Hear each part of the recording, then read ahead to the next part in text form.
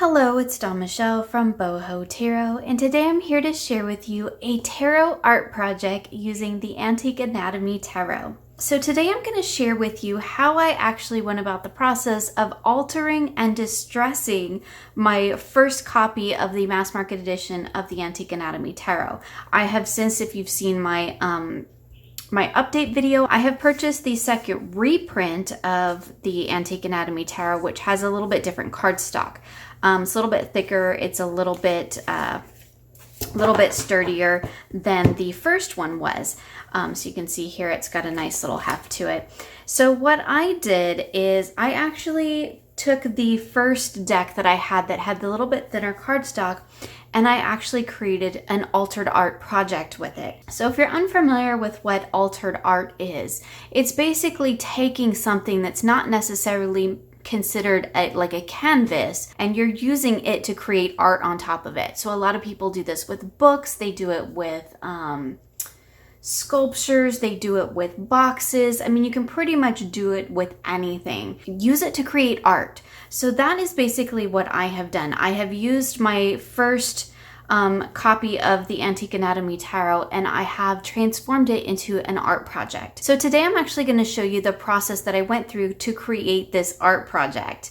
So if you would like to see the process, keep watching. If you just want to see what I created, you can jump to the end of the video, and I will leave a timestamp in the description box below. I do want to mention that for those of you who don't like to see me kind of paint or distress or create using my cards, this may not be the video for you.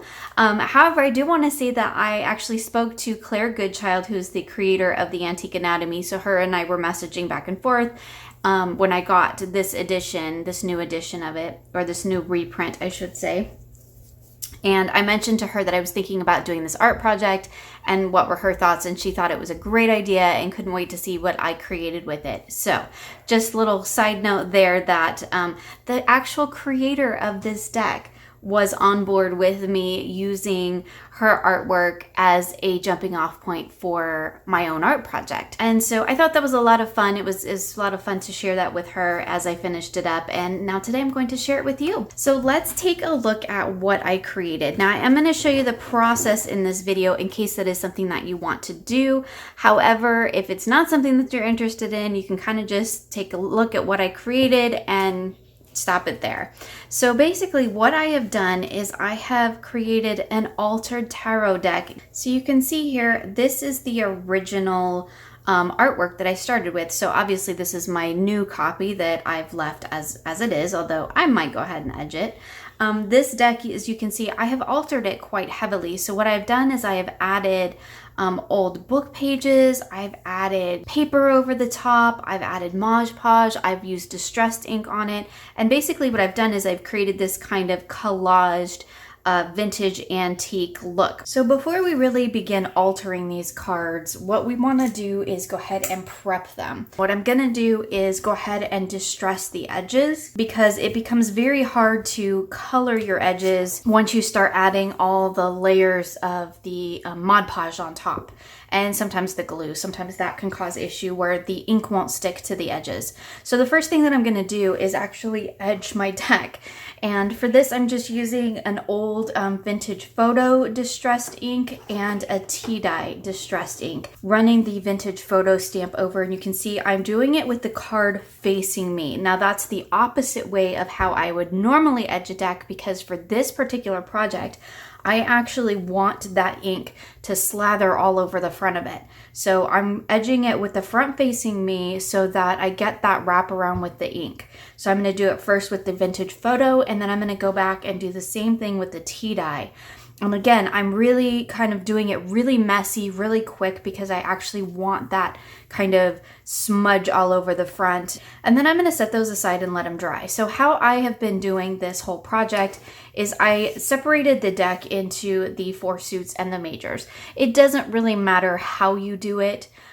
It's just better to work in smaller piles because each of these steps takes a little bit of time to dry in between. So I'm kind of rotating through all my piles and rotating through all my steps. That gives me plenty of time for each pile to dry or set or whatever it needs to do before I move on to the next step.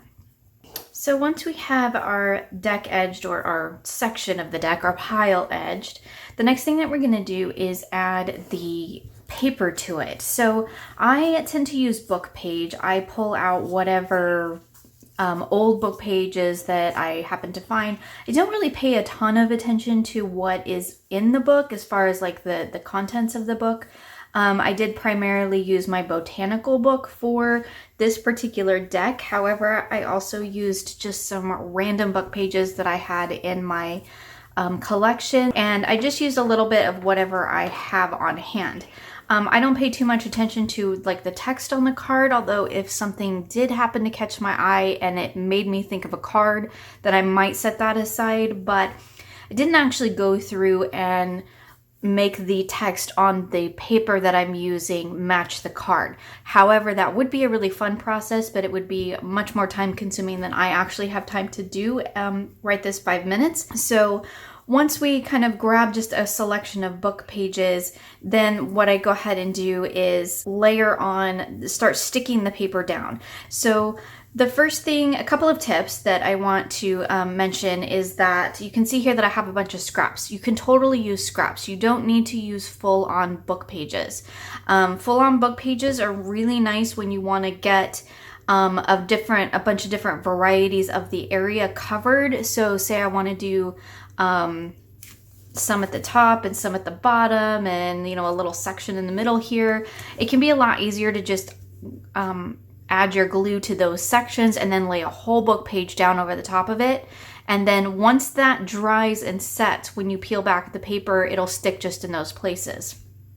However, when you have certain cards that you're like, I really only want a little bit of text here and a little bit of text there, your scraps can come in really handy for that because you just need a little piece of paper. So basically what you're going to do is just take a glue stick. You don't need anything fancy for this. I'm using a Uhu stick, any kind of, school type glue stick, or archive level is great because that means it'll hold up. It doesn't have anything harmful in it that'll eat through the paper. So to put the paper on, a couple of different tips. The biggest tip that I can tell you is less is sometimes more. And there are certain cards that I really like how the paper came out on them, and there are certain cards that I'm like, not so much. It's also really helpful to try and work around the design that's already on your cards. So if there are blank spaces, if you have, white space or blank areas on your cards, those are a great place to put the papers over. You also want to make sure that you're not getting any glue over your text, like your titles. If you want to make sure that you retain those so that you can still use it as a tarot, then you'll want to make sure that you don't accidentally glue over the top of those. So all you're going to do is take your glue stick. You're going to look at your card and think about where you might like to put your paper.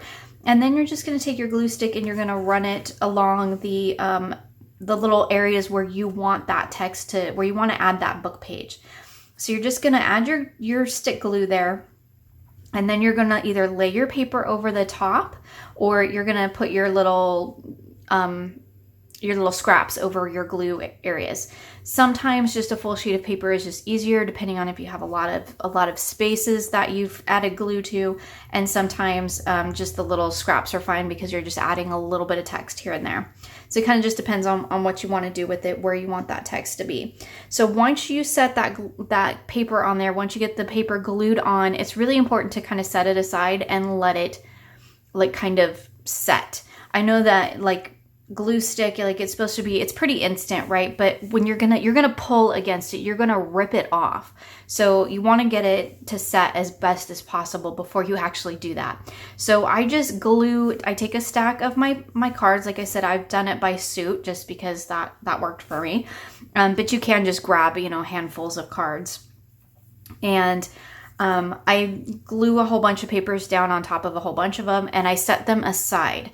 And this is where the piles come in handy, because now I'm going to move on to another pile, and I'm actually going to restart the process over, and I'm going to edge it. And then I'm going to come back and I'm going to peel the layers off of that first, and then I'm going to add the paper to the second pile, and I'm going to move on to the third pile. So you can see here that I'm letting time pass between each of the piles. So once we get the paper glued on and it's had some time to set, it doesn't need to be a ton of time. It usually ends up being 20, maybe 30 minutes by the time I move through the next pile. And then what we're going to do is take our cards with our paper glued over the top or the scraps on it, and we're going to carefully, you do need to do this carefully, because if you pull too hard, you're just going to rip all the paper off that you just glued on. It is just stick glue, right? It's not like super, super adhesive. It works fine for what we're doing, but it's not super adhesive. And you're just going to carefully pull off the pieces that you don't want. So if you've glued a whole sheet of paper down, you want to kind of get under there and just try to find the places that's not glued down and start lifting from there. And then you kind of peel it away. It's kind of like opening a present. You're going to reveal what's underneath. If you've just used your little scraps, then you're just going to kind of pull away the excess. So once you have your excess paper pulled away and all that's left is what you've intentionally glued down to the page, I usually go ahead and let it overhang a little bit on the sides, just because it's better if you've got them edged right up against the edges to actually just cut the excess off than to sort of tear. Sometimes you accidentally tear more than you want if you want the text to be right up against the edge of the page. So you can see here, I'll just flip all the cards over, take my little pair of scissors, and just cut off whatever is showing on the other side. And then that just gives me a nice clean straight edge on all of my cards. So what I'm going to do, because as you can see here, the paper is in a lot of places quite bright in comparison to the card. Now in some cards I like that look and I'm going to leave it more than others. But in some cards there's just a little too much of a contrast there because there's no other like white or light spaces in the artwork itself. And so at this point I'm just going to take my distressed ink. Again, I'm using the Vintage Photo and my little stamper. And I'm going to actually just distress the card. So this part of the process does get quite messy, so I've put down a couple of layers of paper towels. I'm going to go ahead and start with my major arcana. It really doesn't matter, however, because I only have so many of these tea bags left, I want to make sure that I get them on the cards in particular that I want them on. So there are some cards, again, not that it really matters, but there are some cards in here that I did very little paper on. Like here's a really good one. And I want to make sure that those ones get a decent amount of tea bag on them because I don't have a lot of other things going on. I really like the way the Emperor and Empress came out. Look at them. Oh, and the Devil. Really like the way those came out as far as where I put the paper and stuff. You'll also notice that sometimes your paper will start lifting because, I don't know if I just saw one, but your paper might start lifting a little bit because we didn't like glue it down. Here's a good example. It's rolling up right here. That's okay because when we put the Mod Podge down, it's gonna flatten it back out. So I'm gonna take these, and sometimes if you have a limited amount of supplies, like I only have so many tea bags, if there's something in particular that you really want to do with them, go ahead and do that first. I'm using the matte finish and I am going to get brush strokes. And for me, that's totally okay. I don't mind the brush strokes at all because I think it adds to that kind of texture and the antiqued kind of handmade look to it.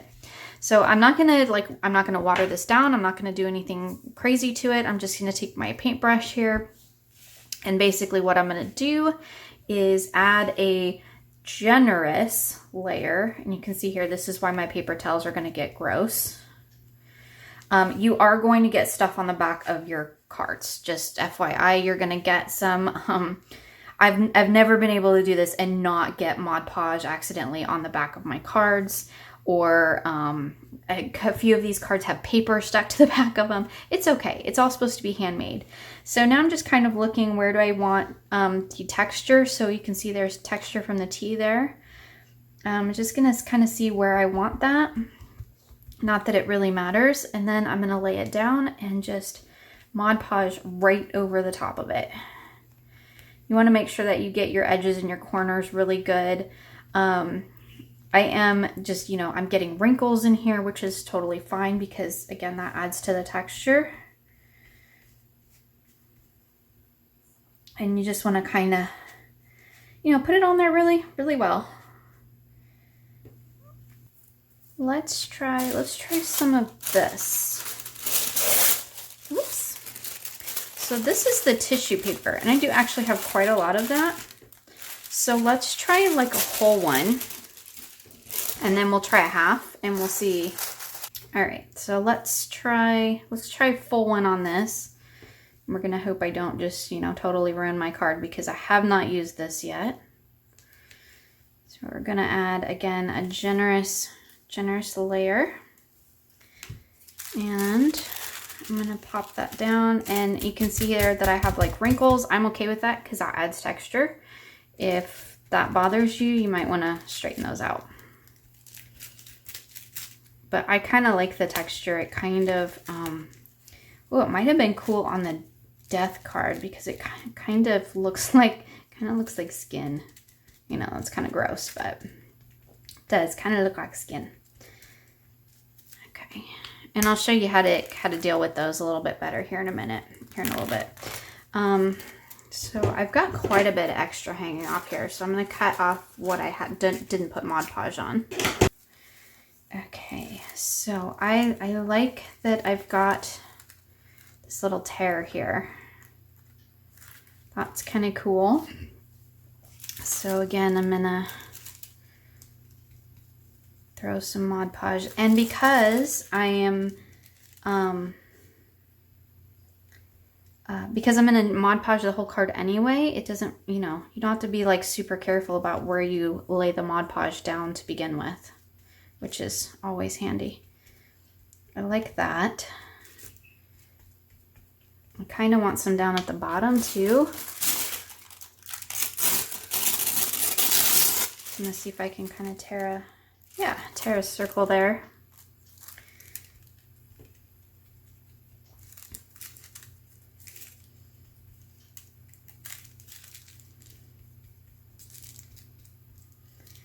Like I said, this is definitely a labor of love. This is very time consuming. I don't even know how many hours I am on this. Like a full afternoon and almost full evening at this point. And then we're on to a second day. So this is a long process. And I'm gonna have to see if I can very carefully flip this over. I see I'm getting Mod Podge along the back. I could clean that up, and I keep gluing this down to my hang pan. So I need to pause and clean up my desk. Anyway, so you can see I've got it on the back. I'm okay with that because, again, I'm going for a handmade look here. So I need to straighten up a little bit. So gonna pause and then we'll move on. So now that I've got a couple of them done, what I'm going to do is actually kind of fast dry them with a hairdryer. And I'm not going to do this on camera because it'll be very, very loud. So one of the reasons that I'm actually going to kind of speed up this process is not only because I don't have the space to lay out 78 cards and let them dry. That's a big key. But another reason is because what sometimes tends to happen is you get these wrinkles, which I like, but the glue kind of gets hung up in these little wrinkles, and they it takes it longer to dry, and they don't adhere quite as well. So by taking the hairdryer, which again I'm not going to do actually on camera because it will be really loud, but basically what I'm going to do is I'm going to take my hairdryer on the cool lowest setting, and I'm going to very carefully like blow dry this. And as I'm doing that, I'm going to very carefully squish down all of these little wrinkles, and that's going to not only squish them down to the card, but it's also going to squish out the excess Mod Podge that's in there. And this just kind of helps to flatten the card even more. And I do that as I'm blow drying it so that it's drying at the same time. So I'm going to go ahead and do that on these few cards that we've got out here so that we can move on to the final step. So at this point, I have got the majority of these ones. They're pretty well dry. There's some of them are a little tacky, but I kind of want to get this done so I can move on and show you the rest. This does need to dry for a while, just to let you know. I wouldn't do this and then like immediately pick them up and start using them. I let my first stack of cards, I let them dry overnight, and they don't feel tacky anymore, and they're nice and dry now. So I would definitely recommend leaving it set overnight.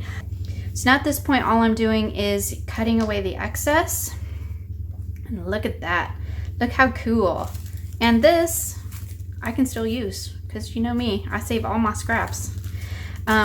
So at this point, basically, yeah, what I'm going to do is go through and cut all the excess off these cards so that I can stack them up. And I can tell right there that this corner is not really down that well. I'm going to give that little corner just a little dab of Mod Podge, and I'm going to set that one aside.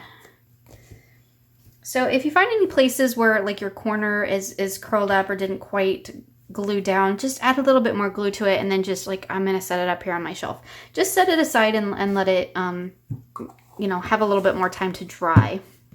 So I'm going to show you a couple of my favorite ones here just so you can see how they came out and what they originally looked like. So you can see here I have the Queen of Elixirs, and I have added book page. I have added, this is actually tissue paper, which is sitting right here. It's just kind of a really light brown tissue paper that is laid down with Mod Podge, and then there is Mod Podge over the top. Here is the Two of Elixirs. Again, I just used different book pages, different layers to create the look. The Wheel of Fortune. Here's the Empress. I do quite like the way she came out. She has lots of layering on her, and some of the words I picked out, some of the phrases on the papers I picked out because they kind of evoked her image for me. With the Judgment card with all the dates. Here's the Magician. Again, I didn't do a ton to some of these cards. Here's just some book page and then some tracing paper over here. Not tracing paper, some tissue paper over here. What I really like about the tissue paper is that it almost, the way that it applied to these cards and the color that it is almost made it kind of look like water staining, which is really great. So here's the High Priestess, the Emperor,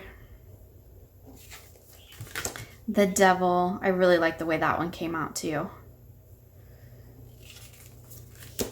The Page of Elixirs. The King of Blades. You can see that all that I did to it quite heavily changed the color tone of the deck. So here's the Chariot. And the Four of Rods, which is one of my favorite ones too. So that's a look at how I created the Altered Antique Anatomy Tarot. You might be wondering, can I actually still use it as a tarot? Does it shuffle after all that I've done to it? It is important to note that when you add that much liquidy, watery stuff, because I added not only glue, but I also added Mod Podge, it does, because it's water-based, right? It's liquid. It does really distress your cards. And it, you know, makes them pretty waterlogged and they don't lay flat or anything. But for me, that's kind of the whole look of the deck. I wanted something that looked like it had been really kind of used and abused, really grungy, like it's been laying around. It's maybe gone through multiple generations. I just love that sort of antique look. So the question is, can I still actually use it as a tarot deck, even though I kind of turned it into an art project? And I actually can. It does still shuffle. I can't really reverse bridge it or whatever because of all the layers, but I can slide it back in together. And I can actually overhand it. So the Mod Podge creates a seal on the top so that even though I can still feel the textures of the papers, it's all glued and sealed in.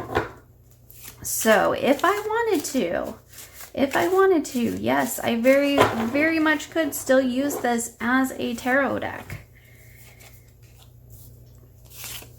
So there we go, lay out some cards. What I created this deck for was really just to be a fun art project. I love this artwork. I love Claire Goodchild's work. And I was really excited to be able to kind of, you know, merge her artwork with my own to kind of create this little unique art project. And, you know, who knows, maybe I might still use it as a tarot deck. I do have my new copy, so I can, of course, still use it as a tarot deck as well. But let's just lay out some cards here so you can kind of take a look at them.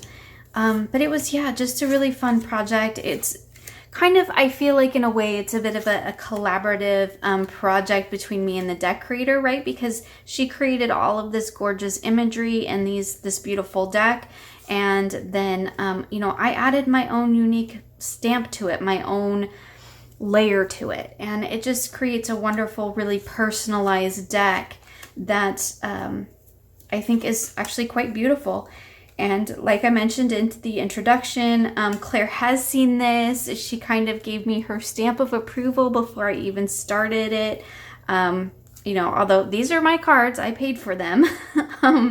But, you know, she was excited to see what I created with them as well. And yeah, it was just a really wonderful project. It took basically a weekend.